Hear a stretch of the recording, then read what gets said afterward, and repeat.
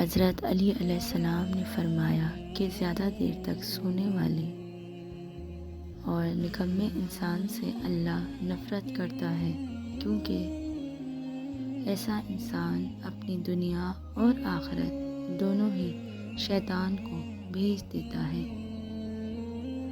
میں نے اللہ کے رسول سے سنا ہے، اللہ نے کسی انسان کا مقدر خراب نہیں کیا، یہ انسان کی سستی اور غلط فیصلوں کا نتیجہ ہے۔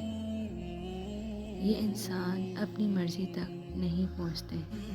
امام علیہ السلام نے فرمایا کہ سورہ نصر کو رات کو سونے سے پہلے 21 مرتبہ پڑھو اور اللہ سے دعا کرو کہ اے اللہ، سستی اور دیر تک سونے کی عادت کو میرے وجود سے نکال دے،